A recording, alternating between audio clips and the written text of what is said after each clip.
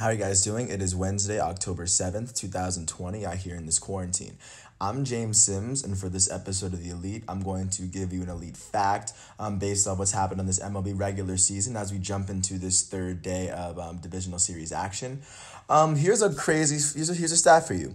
Since 1920, yes, 1920, as in the last 100 years, the only two players have finished in the top four in the MLB, the entire MLB, in hits, doubles, RBIs, and walks.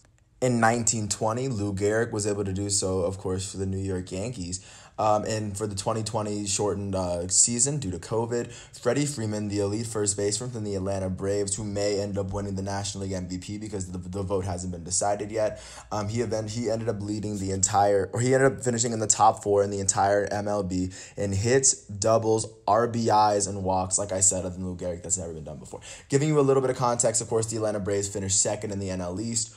With the third best record in the National League behind the Dodgers and the Padres. But currently they are facing the Marlins. They're up 1-0 in the NLDS series, just to let you know where Freddie Freeman is as of right now. But looking at the hits leaderboard, Freddie Freeman would finish fourth in the entire MLB with 73 hits, behind Trey Turner, the shortstop of the Washington Nationals, Marcell Ozuna, his teammate, designated hitter from the Atlanta Braves, and Jose Abreu, the first baseman from the Chicago White Sox. Looking out to doubles, Freddie Freeman led the league in doubles. He had 23, which was two more than second place Dominic Smith of the New York Mets. Looking out to RBIs in terms of driving home runs, he finished fourth in the entire MLB with 53 of them. He finished behind Jose Abreu with 60, the first baseman from the Chicago White Sox, and Marcell Ozuna, the designated hitter from the Atlanta Braves, of course, with 56 RBIs. And then, of course, he will go on to finish fourth in the league in walks, behind Bryce Harper, the elite right fielder from the Philadelphia Phillies, who had 49,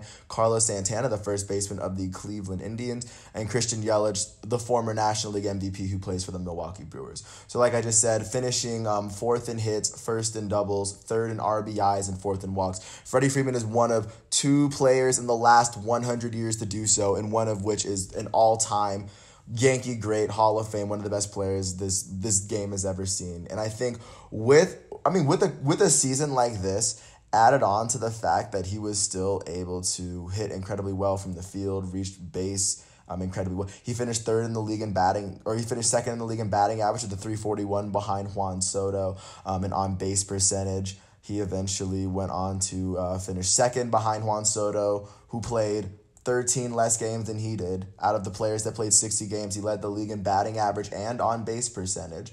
Looking at slugging percentage and to how he finished in the season, he finished second in the league in slugging percentage behind Juan Soto, who played 30 less games, making him once again the leader of all players that have played at least 50 games out of 60. And in terms of the OPS leaders, like you guessed it, he finished behind Juan Soto in 13 more games. He finished with an 1102 OPS and an 1185, and Juan Soto had an 1185 OPS. So even taking all of that, Freddie Freeman finished fourth in the league in hits, like the entire major leagues in hits.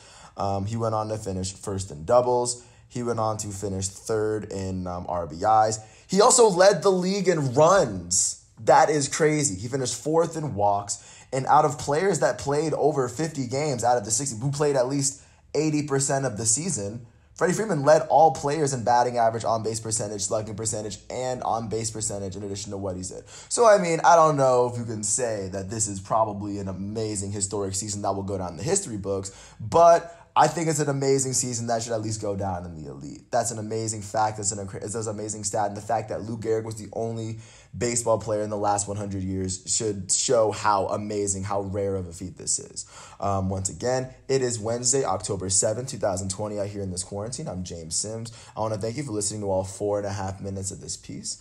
And with that said, thank you for listening to my piece. Peace out.